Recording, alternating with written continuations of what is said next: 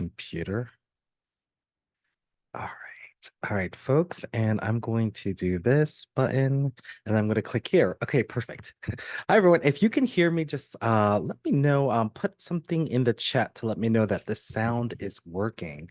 And also, folks that have joined us, welcome to our Asian American Mental Wellness Seminar. And please feel free to, in the chat box, share your name, pronoun if you're comfortable, and also where you're zooming from. We attract quite a few folks. There's about 16, 17 people, including myself, here in the room, and we are thrilled that you're here. And again, let us know where you're coming. Again, my name is Noel Ramirez, and I am from Mango Tree Counseling and Consulting, and I am gonna share my screen so we can get started to talk about Asian American mental health journeys and a little bit of a review of what a mental health journey is. So, oops, this is not the screen. Oh, wait, this is the screen. Perfect. All right.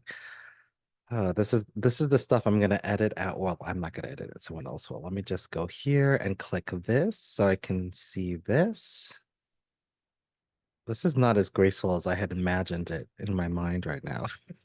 All right, I'm gonna do it like this. Perfect.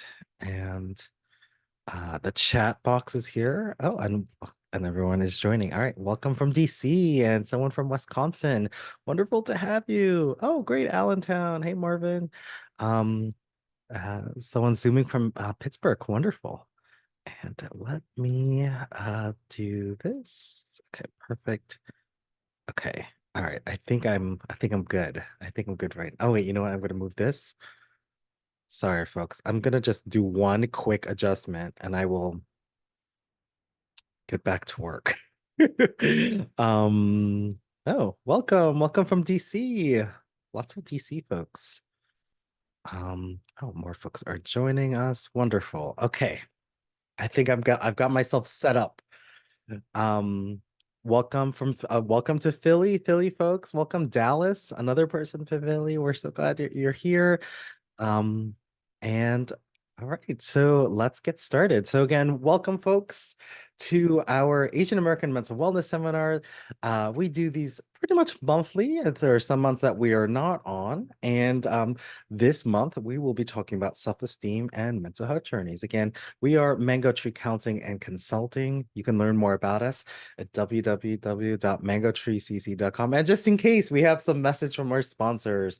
So a little bit about Mango Tree Counseling and Consulting. We are an Asian American Pacific Islander centered mental health group here in Philadelphia. We provide care to folks in the state of Pennsylvania and New Jersey. We have 6 different Asian languages. This is a picture of some of our beautiful, wonderful people that work with us here at Mango Tree Counseling and Consulting. You can learn more about us, and also you can check out some of our other programs. Again, a big part of Mango Tree Counseling and Consulting is providing mental health education to the AAPI community and conversations. And so this month, our calendar looks a little bit like this. These are the next couple of months. There's a South Asian Listening Circle on January 25th. We have a Chinese Diaspora Listening Circle on February 1st. Next month's topic will be dating in the diaspora, not a dating group, but a conversation about dating. I had to make that very clear to somebody who was emailing me. It was very interesting conversation. But anyway, yes, dating in the diaspora, to check it out. The issues around AAPI identity and dating. Again, we have another South Asian listening circle in March. Also in March, we're going to be talking about beauty and body image. And on April 11th, we have a queer Asian listening circle for folks in the community. And our listening circles are just opportunities for community members to come together and talk about the intersections of identity and mental health. So again, check us out, www.mangotreecc.com if you want to learn more about us, sign up for our newsletter and check out our groups. And if you're in the state of Pennsylvania and New Jersey and you're looking for care, check us out. Also, we are looking for clinical interns every year. We host a fair amount of master's level graduate students. So if that is something you're interested in or you know somebody, let them know. We're always looking for support and ways to mentor and cultivate talent in our community. so I am clicking this next button. Okay, so today's discussion points are and these were some questions that came up in our registration, but how do we define mental health and wellness today? What is involved in mental health treatment? Some folks are coming today to learn more about what exactly is mental health treatment. We're going to uncover some myths and taboos. Some common mental health thoughts and topics in our group practice. So our group practice, there's about 12 to 13 clinicians. We meet together pretty much bi-weekly, if not weekly. And we talk about folks, we talk about the folks that we're caring for, but most importantly, as a pan-ethnic group, we talk a little bit about overarching themes that touch our community and the diaspora. So we have some insights that we have seen in our practice, but again, a big part of this conversation today is a discussion amongst us as a community. So we hope to also learn more here in this space.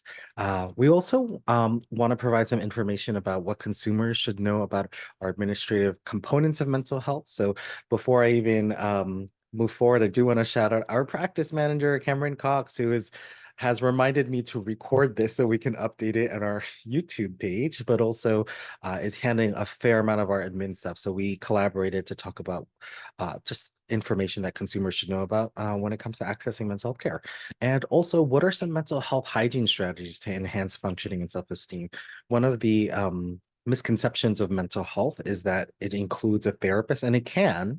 And sometimes it also is a big part of mental wellness is how we engage in our daily lives. And so we're going to talk about some what I like to call at-home mental health workouts to make sure that folks are being mentally fit throughout the year of 2024.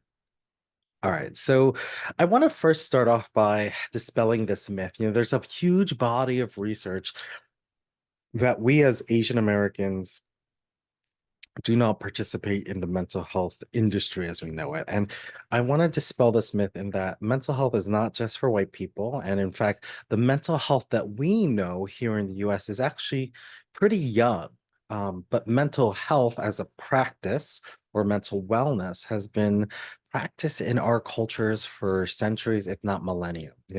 When we look at some of the practices of Ayurveda, acupuncture, particular religions, even folk medicine, prayer, and spirituality. In all of these different factors of our culture, there are very rich practices around mental wellness as we know it today, and also different topics and different ways of framing it.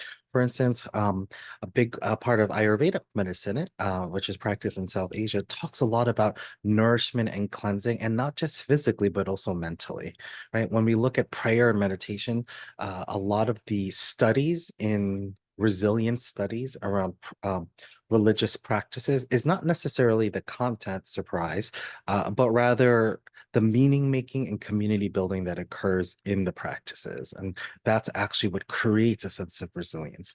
When we look at some Eastern traditions around, or I say Eastern, our traditions, there's huge discussions around things like mindfulness and meditation and again exploring the mind, the body, and the soul. And so I want to put this out there in our community.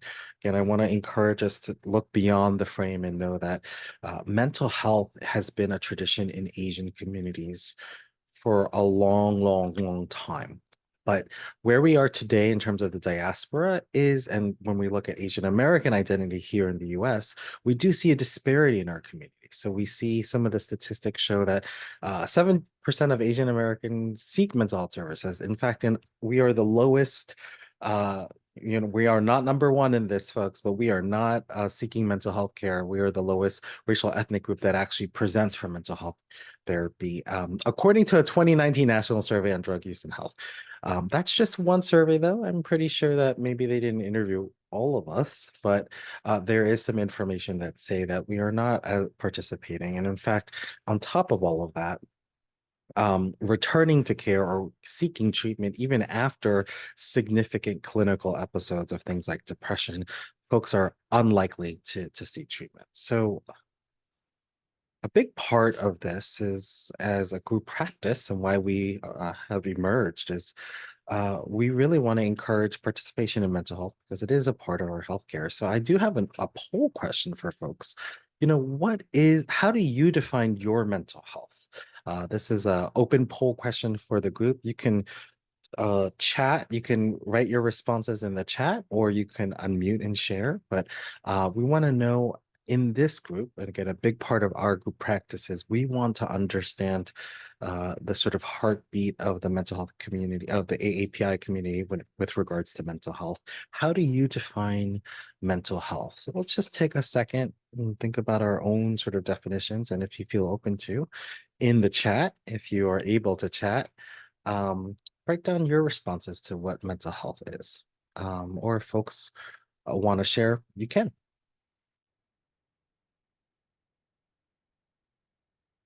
But if you are driving, we recommend that you don't text and drive. We've had a couple of those in the past, and we want to make sure that you're safe out there on this road. But yeah, we want to know, how do people define mental health? How do you define your mental health? And I'll just share for me as a not only a mental health provider, but as a person who has health, I will first say that we all have mental health. It's not like a bad word.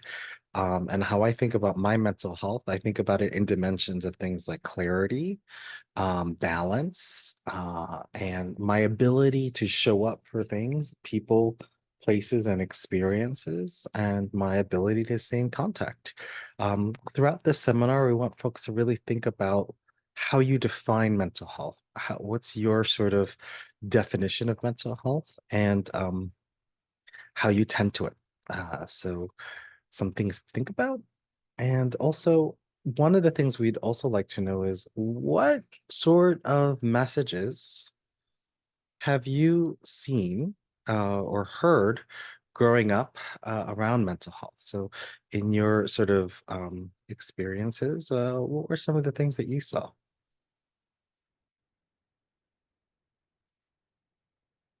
So, someone ability to self-regulate and frame in a healthy way. Yeah. So, self-regulate.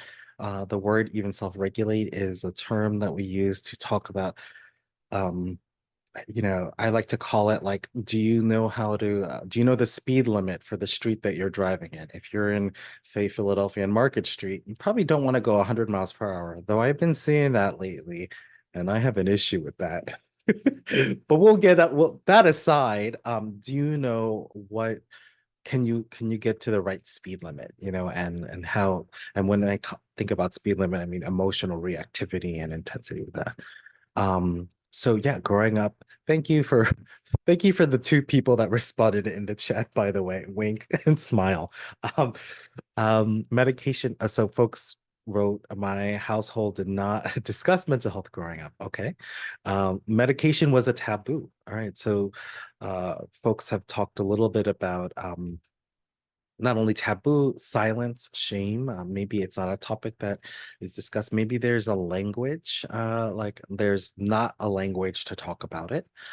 Someone wrote, mental health issues are a private matter.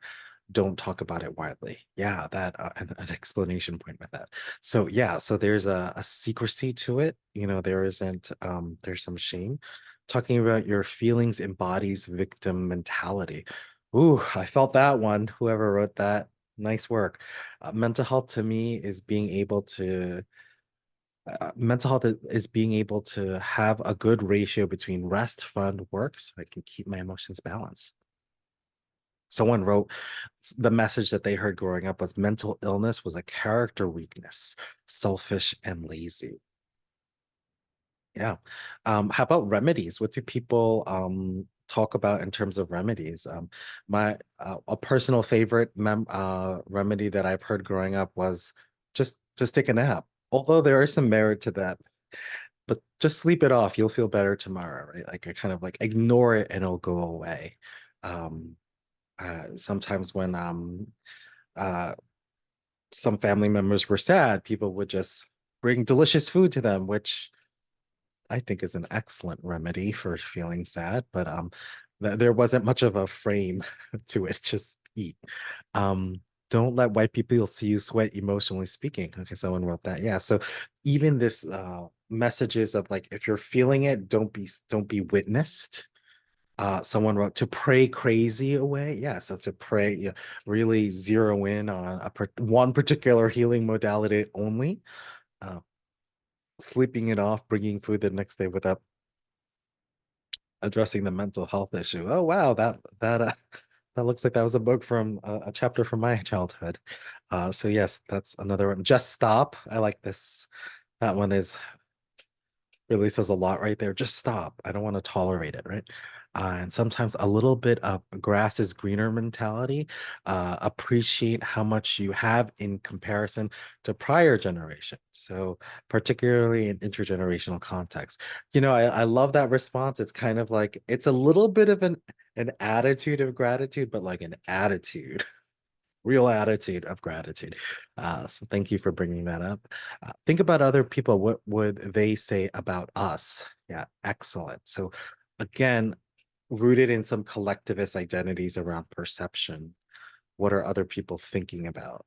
So just in the responses of what we're describing, again, something that we know deeply here at Mango Tree, there's some stigma, some shame, some of it is related to cultural beliefs, some of it is related to ego, some of it might even be related to, I don't know what to say or do, so try this. Some of it is related to surviving trauma, some of it might be related to um, particular beliefs. But all in all, what we can say is many of us in this room have had some really interesting messages around mental health, which might explain um, why there might be a hesitancy to participate among the AAPI community with mental health care. So, again, I want us to sort of make contact with this today to talk about it and also acknowledge it even within ourselves.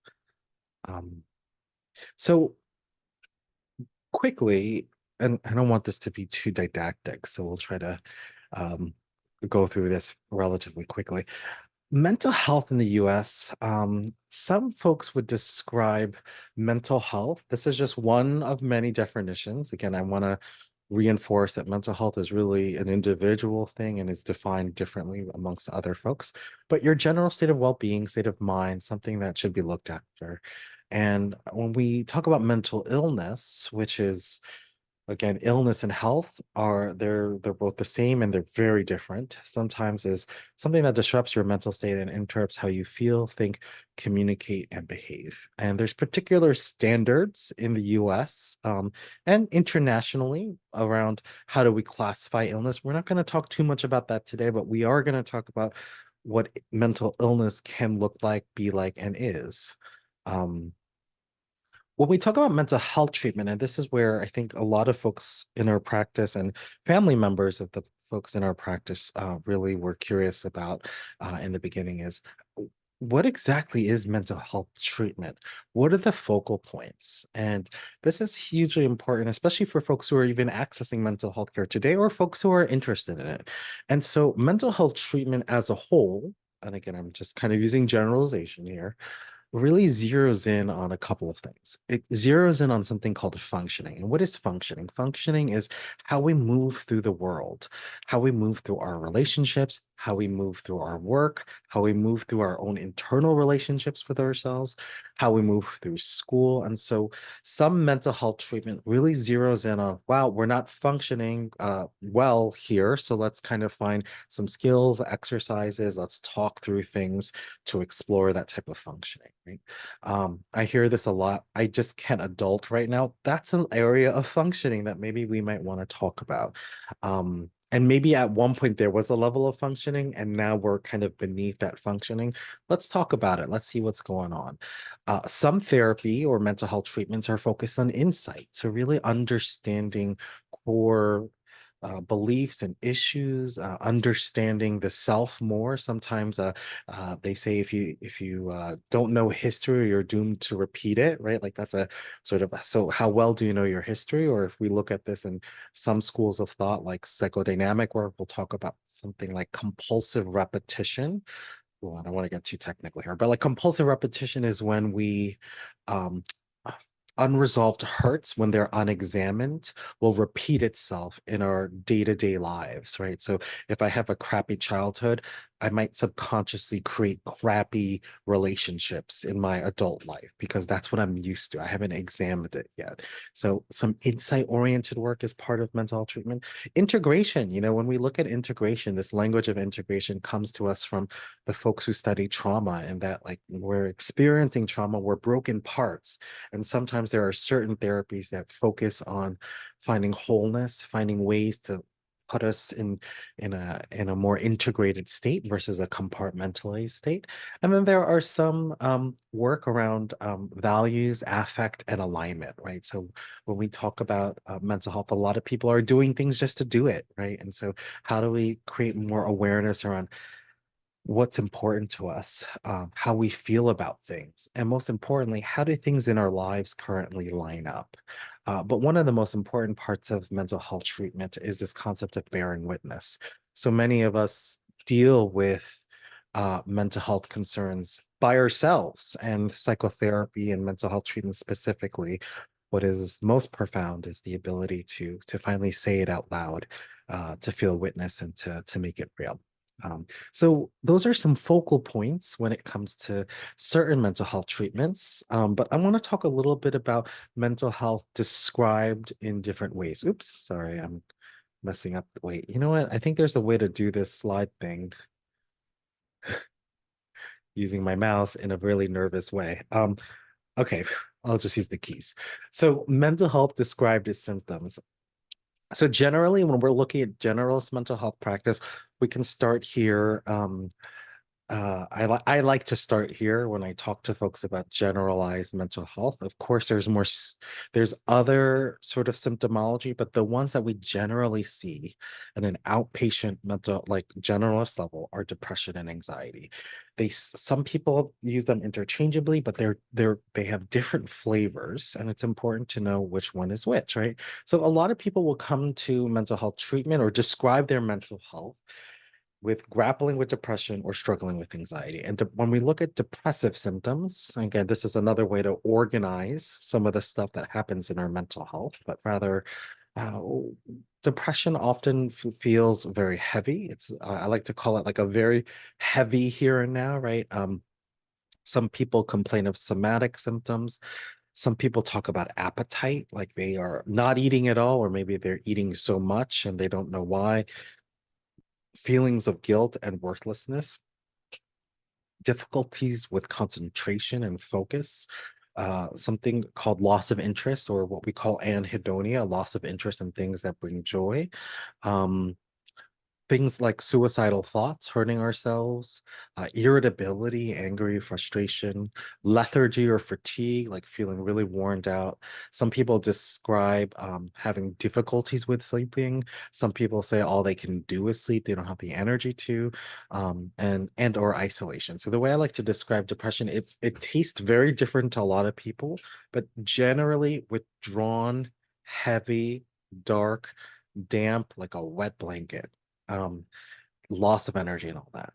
Anxiety is a little different. It's like a little bit more spicy. There's more heat to anxiety. And the way, another way I like to describe anxiety is the flavor tastes like time, right? So regrets of the past and worries of the future. Right? And so when we look at anxiety, we're talking a lot about fear, dread, excessive worry, so like ruminations, intrusive thoughts.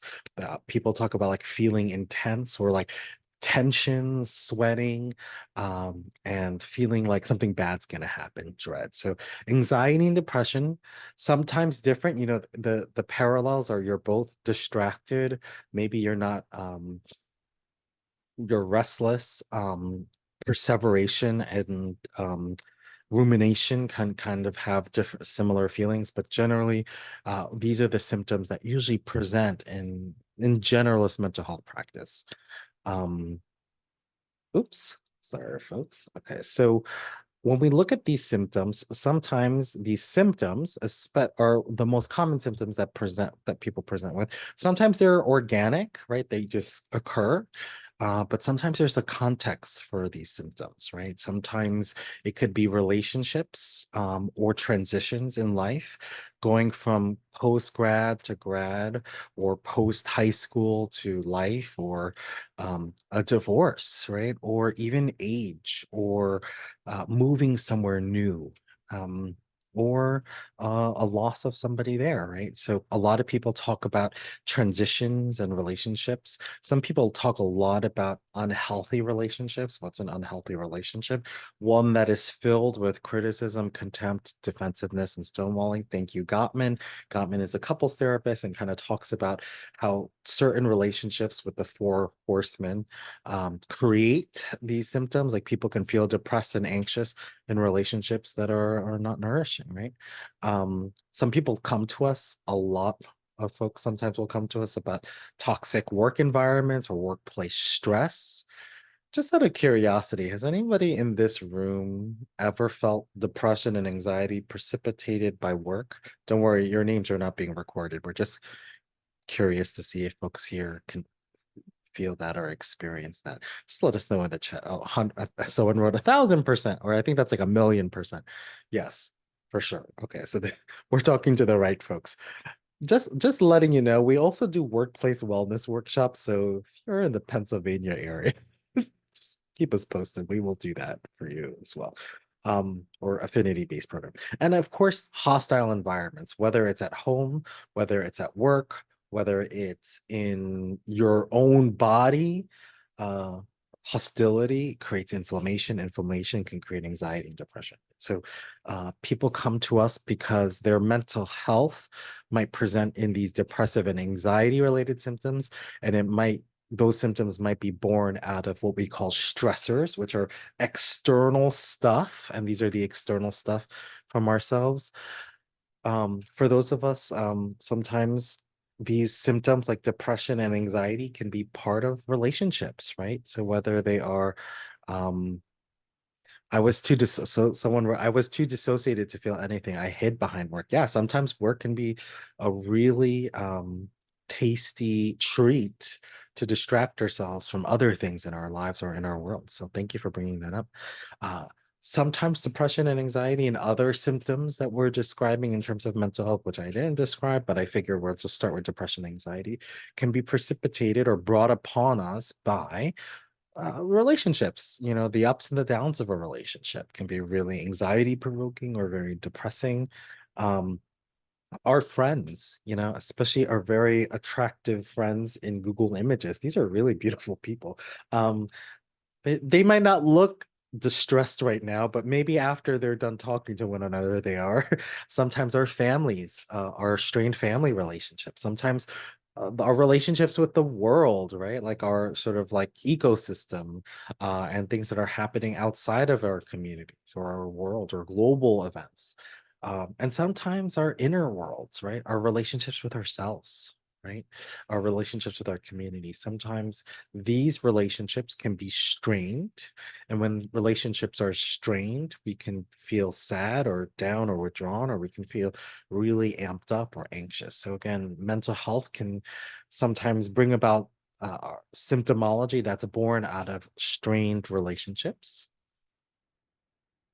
And also, when we look at our community, and these are just a couple of broad strokes that we at Mango Tree, the staff at Mango Tree, which are primarily clinicians, talk about pretty widely. When we look at the AAPI community, we see many themes. And again, this is the joy of working in a pan-ethnic group, is there's so much diversity and there's so many different strokes of identity, but some general strokes that we have found alignment in the communities that we work with is many of us, whether it's our generation or previous generation, are survivors of war, survivors of really horrific national experiences and transnational experiences. Many folks are also coming from and in and still are in poverty, right? And so when we look at poverty and deprivation of resources and finances, that really brings about a lot of depression and anxiety. Having Being a survivor and not the TV show. You don't get a prize, but rather surviving very intense situations. These elements, war, poverty, surviving World War II or other wars that occurred in different countries can create very intense family relationships where people are taking out their frustrations, their powerlessness on their children and each other. When folks talk about the immigration or coming to the US and that story, it can bring about different, what we call acculturation stressors, or just racism in general is very stressful. Some of the themes that come up in our therapy work with our folks are often the tensions between what we call individualist and collectivist family structures. And when you combine all of this, trauma, poverty, surviving intergenerational violence and stories, acculturation stress, and even cultural distress around navigating identity in individualist and collectivist structures, people are inflamed and overwhelmed and will choose things like gambling or other compulsions, alcohol, substance use, to sort of uh, numb or soothe. Some people describe themselves feeling really wound up, tied up with all of these narratives and stories. And a huge sort of area of focus that we reflect on, especially in the diaspora, is who are we really? And what is this sort of inner self? Uh, what is my true north? What is home? So big. These are just some of the themes. I'm sure that there are many more that are have not been said or very specific. But when we're talking about AAP identity, these are some of the things that we've come to find, at least in our practice, to be uh, heavy hitters. But I wonder from the group, specifically, when we're thinking about your community, our community, uh, are there other topics that you think might be important um, when it comes to Asian or AAPI communities and mental health that maybe aren't listed in this lovely picture graph of things I found on Google Images to describe words? What are some of the mental health issues that you've seen in your own experience, your own lifetime around AAPI mental health concerns? Feel free to put them in the chat because we always want to hear from the group. What are things that feel important to you? So it's just some things to explore. And again, as we're moving through the seminar, I want you to type it out, say it all, and free associate. Um, Another tool to help us also on what generational differences, perspectives are different depending upon age. Yeah, definitely. Yeah, generational differences, attitudes around identities are hugely different. Um, and exploring how that exists in even relationships can create some strain and stress. So thank you for bringing that up. Another tool I like to sort of check in with folks, myself included, uh, when we talk about, you know, mental health as a continuum of behaviors, processes, and state of being, is sort of this range of, I guess I will use this as functioning, right? So sometimes we're at a really optimal wellness level, like we're feeling it, we're feeling great. Sometimes we're at a maintenance stage, so we have recovered, and this is our stride. Sometimes we're kind of within our function, right? Like, we might have some access to certain things. Sometimes we're really impaired and distressed, tax season, I don't know, buying a house, getting married, getting divorced. Um, Sometimes we're in situational distressors, and sometimes when things persist around stress and we're not getting the help and then the care that we need environmentally, interpersonally, or intrapersonally, we can get to a acute dysfunctional and dysregulated state, where the scope of treatment is really focused on stabilization and treatment, like really stabilizing folks. In an impaired and distressed state, this is when we're triaging, providing interventions, helping people realign. And when people are within the functional and optimal wellness, we're talking about insight oriented work and maintenance. Just out of curiosity, folks feel open to checking in. Where are you in the continuum today? I will share that I feel, because this is being recorded, opt- optimal and very well today. Um, that's just right now, though, at 8:41 p.m. on Thursday, but who knows how I'll be feeling tomorrow. But that is sort of my check-in for today. But feel free to utilize this space just to take a second and think, where am I in this like mental health continuum? How am I moving through my life? Am I optimal? Am I functional? Am I impaired? Or am I dysregulated? Now, these might be some words you can use, like to describe yourself and how you're doing. So, again, a big part of therapy is having more language. These are just some ways to describe how you're feeling. Someone wrote, "I feel optimal at this moment." Great. Someone wrote impaired, and this I think is a great sort of um, self-awareness tool. It's something that we, uh, as clinicians, kind of like l- glean and look at baselines and whatnot. Um, but it's something to think about. Someone wrote functional. Okay, lots of functioning today. Great. Impaired. Great. We're here too for impaired. And again, this is just to know that this is very dynamic, but is something to sort of think about when you're just assessing your day to day. So thank you all so much for sharing that. So when should we start thinking about getting professional help? Let's really talk about what mental health treatment episodes look like. And so a lot of folks are very curious about what exactly is professional help and Look at psychotherapy. how big they are now.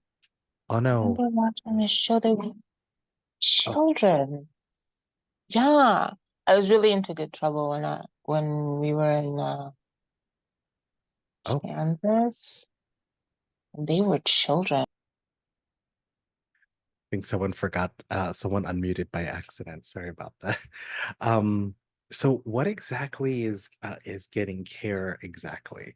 How do we think about this professionally? Like, and one example I like to use with folks is physical therapy. It's similar in that people present in physical therapy when there's sometimes an injury, sometimes there's some sort of impairment, and people know that something doesn't feel great and they're unable to kind of move or walk through the world differently. So, in physical therapy, folks learn exercises, they assess, they get information, and they learn new ways of moving. They strengthen other parts of their body to find functioning and hopefully maintenance and feeling optimally well. um, Psychotherapy and mental health care treatment can be seen similarly in that maybe there's an injury in our hearts and minds and our inner worlds. There's a break, if you will, and people come to therapy similarly, like physical therapy, in that they want to get information about the injury. They want to understand the hurt and the complications of such hurts, and they want to get frameworks to organize. They want to strengthen other parts of themselves and maybe find a way to move through life either differently or more optimally or functionally. And that's just another framework, but let's really like talk through the specifics of it. Oops. So one of the first questions around like where do I start? Where do I go? Because there's so many places to go and there's so many different programs to go to. So this is a continuum of mental health care as a system. And generally, we look at we define it usually as the least restrictive and the most restrictive. So the most restrictive we'll start with is inpatient psychiatry, which is simply 24 hours a day monitoring. People are 24 hours of care, right? So people typically present in inpatient psychiatry when we're talking about life or death situations. I'll talk a little bit more about that, but when we're very acute and dysregulated, people might go into inpatient psychiatry to, again, the goal of that treatment is to get stabilization. Partial hospitalization is typically a step down from inpatient psychiatry, but this is or a step up from IOP, and this is generally what we call day programs in common sort of speak. And so in day programs, we're seeing like anywhere between 7 to 8 hour days. Maybe it's 5 days a week, maybe it's 3 days a week, but essentially this is kind of like a boot camp for folks who are maybe developing some skills around mental wellness. For some folks, this is maybe more chronic or even just maintenance. Some folks really need long day programming because of some sort of mental health concern, and they need like this kind of level of engagement. This can be up to 2 to 4 weeks, but again, everyone's profile is different. People might be accessing partial hospitalization for years just because of the mental health concerns that they present with. So again, hospitalization is simply just what we call a day program, another higher level of care. Intensive outpatient or IOP therapy is um, and most insurances would qualify this as like 9 hours of treatment a week. And so IOP generally, not all the time, but generally we see two 2 to 3 hour groups and maybe one individual, which might equal up to like 8 to 9 hours a week. I used to be an IOP therapist. It was like my favorite job. I loved it because I love group work, but I also loved being able to, I love seeing people, so I love to see folks throughout the week. It was really exciting. And IOP generally, we see this with um, programs like drug and alcohol treatment programs or folks who are maybe coming out of a higher level of care and want to ease in. It's a little less restrictive. Some people will travel. It's a commitment. It's an 8 to 9 hour commitment a week. And then we see outpatient care. And outpatient care, the tech in some insurances will pay for 1 to 3 hours a week. But generally, this is once a week. This is the least restrictive environment. This could be once a week therapy. This could be once a month med management, and then this could also be maybe even biannual primary care visits. A lot of people access behavioral health through their primary care. And what I mean by access mental health is they might get medications from their primary care practice for mental health concerns, or maybe some primary care programs will have a behavioral specialist that's there. So folks might episodically check in, or you might be seeing a therapist weekly, bi-weekly, monthly as needed, but that's generally what we talk about with outpatient care. And within the realm of outpatient care, we see these two words, generalist and specialty. So, generalist is simply somebody who is a outpatient care person or mental health care person that sees a wide range of different conditions, different content areas. And when we start seeing specialty folks, these are folks who maybe have a particular focus on a condition. There might be a depression specialist or a eating disorder specialist or a hoarding specialist, right? So again, when you're navigating care, especially when it's like outpatient care, um, these are some of the languages, the words people use to describe the different levels of care and the different descriptions of it. How do we know when we need to go to inpatient psych? And so I just want to, you know, make contact with this and let folks know that this information is here. First things first, one of the most important things to know, especially in the area that you're in, is where's your closest crisis response center? So CRCs, they call this in Philadelphia. I'm sure this is called something different in other states or even other cities. But it's a place where folks get evaluated and assessed for psych emergencies. So again, I'm using the city of Philadelphia as my reference point. I'm sure this looks very different in other states, but when we look at inpatient psych care and when it becomes an urgent need, we can probably there's another way to divide it, like mental health care versus substance use. Obviously, people have both, but like both present with different levels of severity, right? And so, uh, hospitalization through mental health specifically, and when I mean mental health, I mean mental health symptomology, is typically assessed through if you're experiencing mania to the point where there's risk, right? So hypomania or any sort of manic episode where maybe you're at risk of hurting yourself or others, psychosis. And so when I talk about psychosis, tech in clinical terms, we're talking about things like delusions, which are thought disorders or intense thoughts, or hallucinations. So sensory hallucinations are I smell something but there's nothing there. I hear something but it's not there. I'm hearing commanding voices. I'm seeing things. I'm having a visual hallucination. I feel spiders crawling all over me, or I keep on tasting metal. I don't know what's going on. So these having them is one thing, it could be disarming and alerting, but having them and having now risk, like I think someone has poisoned my food, so I'm not going to eat and I lose a significant amount of weight and now I can't do my activities of daily living. This is when we might want to talk about going inpatient, right? Suicidal thoughts along with urges, plans, and intent. Homicidal urges, plans, and intent. When we're having those experiences, that's another opportunity. Like, hey, I think I need to really get some more intensive help. And again, any sort of impairment in your mental health system where you're not sleeping for multiple days, you're not eating for multiple days, or what we call your activities of daily living are impaired, this is when we might want to look at inpatient psych needs. And why? Because you're going to be monitored. There's more evaluation of any sort of organic or medical conditions, um, and whatnot. So this is usually when we say you probably need a higher level of care.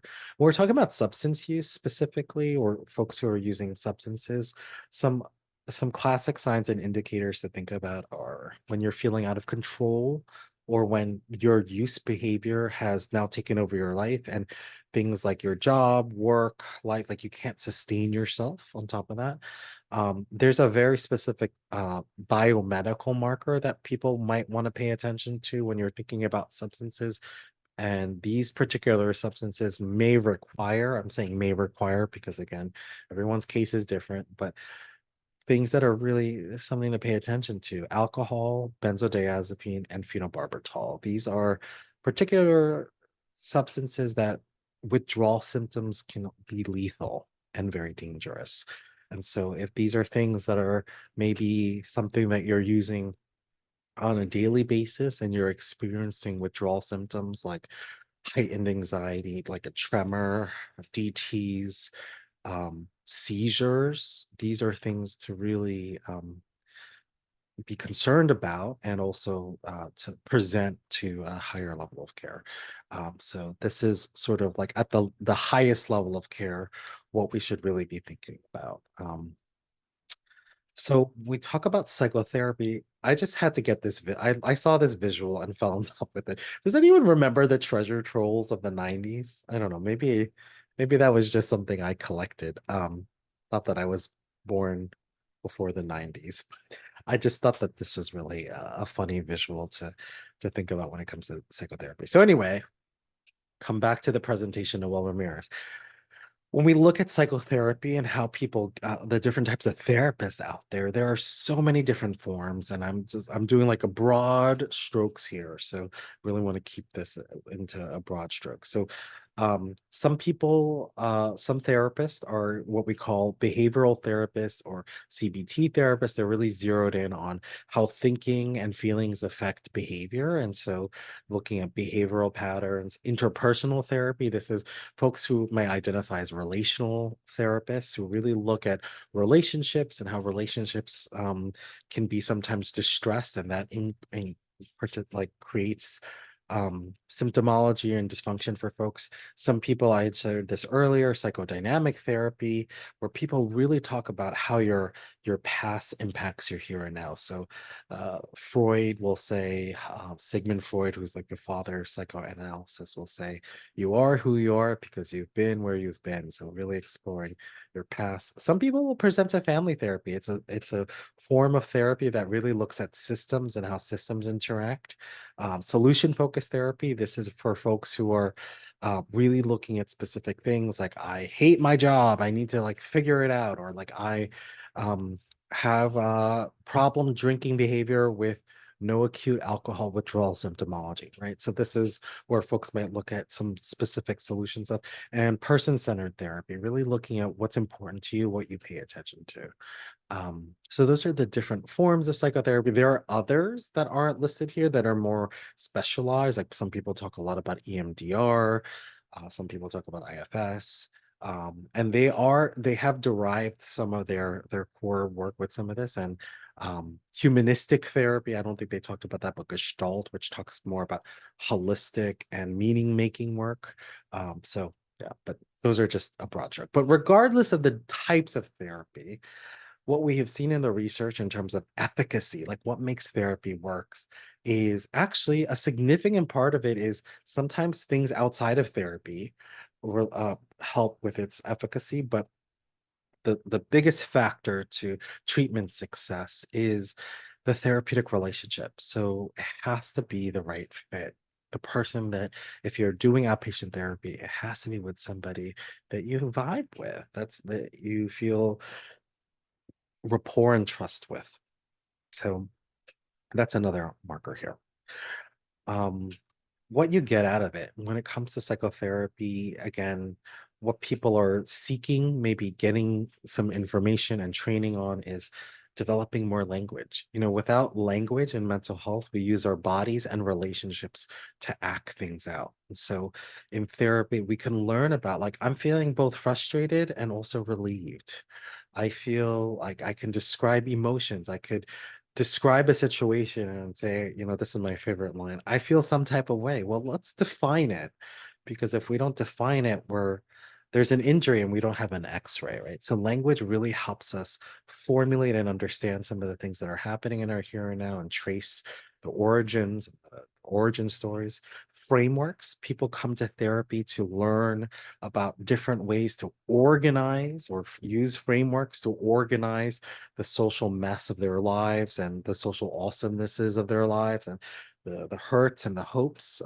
When we don't have tools to organize things, we can feel really messy with ourselves, right? And so frameworks, whatever frameworks therapists use, can help you in organizing the things that are happening for you. A lot of people come to therapy because they need skills. And what are skills and tools? There are things we use to move through really complicated issues like family, like conflict, like negative self-talk and valuation of self. That was really clinical. Sorry. Like negative self-esteem, you know, like skills and tools are used generally to help people find alignment, right? Regulate themselves appropriately. And then also one thing that's I think is important, and also the research says so, is relationships. You know, this is a deeply personal a moment in your life if you're seeking mental health therapy right now. And so I hope that for folks who are seeking therapy or currently um, working with somebody, that you're developing a relationship that is open with this person, this therapist, and or mental health provider, and you're learning what it feels like to be listened to be to feel important, to know that you are important to someone. So those are some things that people get out of it. And also, when I say relationships, also improving relationships. Like maybe you're in therapy because everyone's like, you need to talk to somebody because you're nasty and mean. Maybe therapy can also help improve some of the relationships that are important to you, enhance them, or get rid of some of them. But those are some things that folks use to get what the folks report that they get out of therapy. Does this make sense for folks? I'm hoping that this is making sense for people in the chat. Okay, I'm seeing some people affirm my explanation here. Okay, so here's a question that we get a lot of questions about. How do we pay for therapy? Therapy can be really tricky because healthcare is very tricky. But here are some things that we want to make sure that folks know about. We just created a TikTok. Yes, folks, Mango Tree Counseling and Consulting just started a TikTok. Please find us because I think we have something like 3 followers. And I think one of them is like related to me. So check out our TikTok. We are creating some like patient education resources. But how do you pay for therapy? What are things that I need to know? Well, there are many ways to pay for therapy. And when I say therapy, I'm sorry, I should be more specific. Mental health care treatment, right? Some people will use something called a private pay system, right? So there are things like full rate, which is the full market rate of therapy. This varies from state to state. So I can't say what that full rate is because in one state, it could be completely different than another state. Pennsylvania is a great state because I think the full rate can be anywhere between $150 to $250, but this is different across the board. Sliding scale is something that folks can also use. Now, sliding scales, every practice uses it differently. Some people will literally look at your income and ask for a pay stub and like determine where you are in the sliding scale. Some folks, you pay what you choose within this particular range. The sliding scale can vary across the board. Working with a trainee, there's lots of places. Mango Tree is also one of them where we are a training institute for graduate students and pre-licensed folks. So sometimes working with a trainee, there's a specific trainee rate. A trainee is often supervised by a senior clinician, something to think about. Some people will use health insurance, which is great because we're all paying into our health insurance. We should use it if we're paying into it. And so when we're looking at health insurance, there are some very specific questions to think about. Do I have a deductible? What is a deductible? A deductible is how much you're responsible for to pay for to meet until your insurance kicks in. So let's say I have $100 deductible. If I haven't spent $100 yet and mental health care is included in that, my first session might be $100 or $90. And until that um, deductible is met, you're responsible for the full price. And then once it's gone, then maybe your therapy is $0 or $5, your copay. What's my copay? So assuming you don't have a deductible and all you're responsible for is your copay, generally this is a reduced rate of your treatment. So if let's say therapies, let's just use a number that's easy to round up, $100, and your copay is 20, you pay the therapist or mental health practice $20, and then your insurance covers the rest, $80 or whatever, assuming that that's the rate that they're agreed to. Is my provider in network with my insurance plan? That's a huge thing when we're looking at insurance. Is your provider credentialed or in the contract with your health insurance plan? Sometimes they are, and sometimes they're not. If they're not, do I have out of network coverage or not? So here's some information to know. Like maybe you might want to know what their NPI is. The CPT code is 90837. That's the procedure code for psychotherapy. When we're looking at out of network providers, like, oh, they're not in network, but I have a PPO, so I can see people who are out of network, no problem. Well, you want to make sure that they have an NPI number and also that they're fully licensed because those claims can get rejected. So those are some ways, and some places have employment assistance programs, EAPs. So EAP is a benefit that many employers have where they contract with a program. I don't want to name them because I might get in trouble for saying that I'm promoting them, but like there's, let's say, Noel Ramirez EAP. Let's say they're contracting with the Noel Ramirez EAP group. And that might mean that they get reimbursed by the EAP group to administer 5 sessions of solution-based therapy for the employees of the Noel Ramirez Resource Group. And so EAPs are great opportunities to maybe start. They're time specific, maybe they're short term, maybe they're just on the telephone, but it's another form of mental health care treatment and another access point that you might have access to. So those are just some ways to explore payment for therapy. And also, mental health journeys look very different for everyone. Everyone has different needs, but the destination should maybe be something similar. Like we're all looking for alignment, we're all looking for flexibility, we're all looking for grace and love. Sometimes people's mental health journeys are just talk therapy. I just want to talk to somebody. I don't know what to do with all these things that are going on in my world. Sometimes it's just medication, right? Like I just want to take medication and that's it. I don't want anyone in my business. I get it. Sometimes it's both, right? People often will see really good success rates when people incorporate both. Sometimes it's short term. I'm just getting through this divorce. I only want to talk for like 3 months because then I'm out of my husband's health insurance. Got it. We can do as much work as we can. Sometimes it's long term, lifelong, sometimes for some folks. I'll share my own experience. I'm in a profession that has a lot of stress. So my therapy journey might actually be more of a maintenance journey where I'm chronically, not chronic, that's maybe not the right word. And I'm remembering that this is being recorded. I might want to make sure that I have access to a mental health care provider regularly because of maybe the amount of work that I'm doing, right? Or the type of work that I'm doing. It carries with it more distress. Sometimes people are episodic. It's a couple of times here, a couple of times there. I have a relationship with one specific clinician or one practice, or maybe I'm on an app therapy. Some people's mental health journey doesn't involve professionals. Some people are in peer-based recovery programmings, which can help with their spirituality and their recovery support. And some people have a care team. It's not just one person. It's, my pastor, my therapist, my this and my that. So everyone's mental health journey is different. Something to think about. What do you need? Where are you, and how does that work?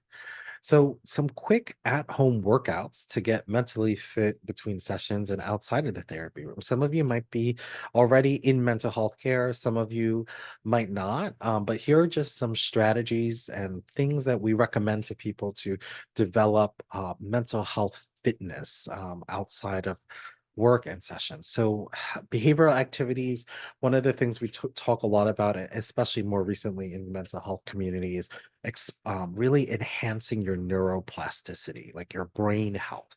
And the neuroplasticity is essentially uh, parts of your brain that help you regulate through the world, and ways to promote our neuroplasticity and our brain health and mental health is learning new languages, expanding vocabulary, trying out new routines, doing puzzles. Some other tips might be having a beginning and an end to your day, having a plan.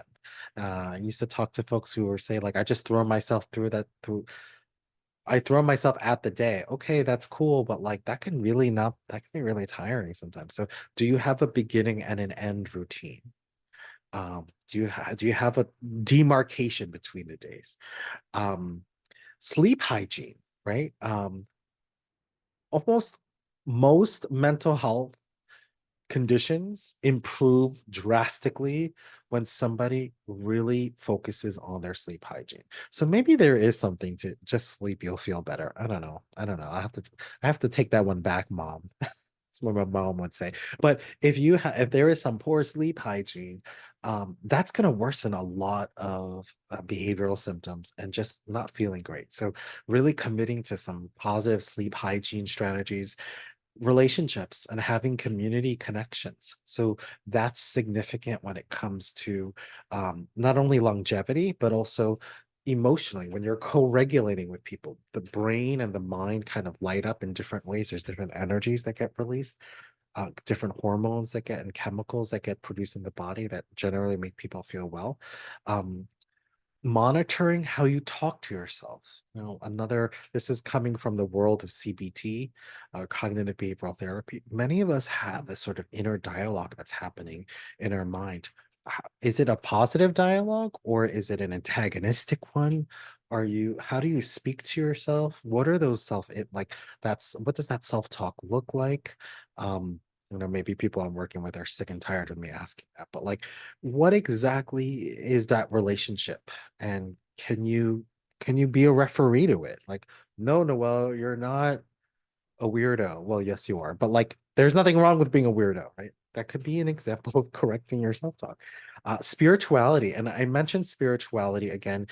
I'm content agnostic, but again, one of the core elements of resilience in any sort of spiritual practice, whether it's organized or not, is the ability to do meaning making, the ability to have community, and connection. And that's significant, right? Meaning making and connection. Whatever sort of spiritual home you find, so long as those elements are there, there's some healing factors to it. And also developing a strong self-awareness, your internal self-awareness and your external self-awareness, knowing what your own values, thoughts, and emotions are, as well as your limitations. Like I could only work 12 hours a day. That's it, no more. Versus I don't know, I'll just work 14 hours a day and see how that works out. That might not be um promoting healthy behavior. So these are just some different strategies to consider when we're looking at how do we create some mental wellness and strength within ourselves. And yeah, before we jump into a brief small group, which we always do because folks love to connect, do folks have any questions? Oh, someone wrote in the chat, I found the Lotus Therapy Fund this winter. Yes, thank you for sharing this. Asian Mental Health Collective, a shout out to our friends at the Asian Mental Health Collective. It's an application-based free therapy for a set amount of time and sessions. I found some people that are licensed and do mutual aid work as part of the collective. Yes, so the Asian Mental Health Collective does offer something called the Lotus Therapy Fund. There are providers in network with that particular fund, and you can coordinate your care that way. So again, another shout out to a national partner of ours, folks that we love and care about, Asian Mental Health Collective. Thank you for the work that you're doing and creating accessibility for our community. So, any questions for me? I'm here for some other questions. Have we did we talk about Medi-Cal insurance? Okay, so yes, there's Medi-Cal or Medicaid and Medicare. So thank you for bringing that up. That would be part of this kind of insurance conversation. And again, Medi-Cal is specifically to California, but in different states, they call it all different sorts of things. But this is called like public insurance programs. And in many Medi-Cal, I mean, I'm trying to be very like general here, many Medicaid insurance companies will have providers that are contracted just like commercial insurance providers. So to access that, you would want to talk to your rep. Every insurance, whether it's public, private, or federal, Medicare as well, there is often a rep or customer service number. If you're looking to connect with mental health treatment, they will connect to the appropriate provider. I can only speak to Philadelphia. What's cool about Philly's Medicaid system is, and this might be something national, I'm not sure, is we really want to prioritize it. Medicaid wants to, many company organizations want to prioritize your health. So there's often transportation assistance. There's often other ways to kind of find ways to get therapy. So yes, public insurances, just like any other insurances, there are providers who are contracted within that, and there are providers who are not. There's a little bit more stipulations with folks who are not, but those who are contracted in, same rules when it comes to how insurance is paid for. Any other questions? All right. Who knew I knew so much about insurance? I wonder why. So here's a question for folks to think about. What are your 2024 mental wellness goals? It's something to share in our small groups, which we will do. Some examples might be, I want to learn how to be more vocal about my needs, or I want to start journaling. Journaling is also another strategy that helps with mental wellness. Um, and I want to take care, I want to have mental health days. So, as you're thinking about your goals, we're going to break into small groups where folks can uh share and connect with each other. And I'm going to do this create, all right, I'm going to do like 3. And yeah, and then folks will check in, and you should have an invite now. I'm going to stop the recording, but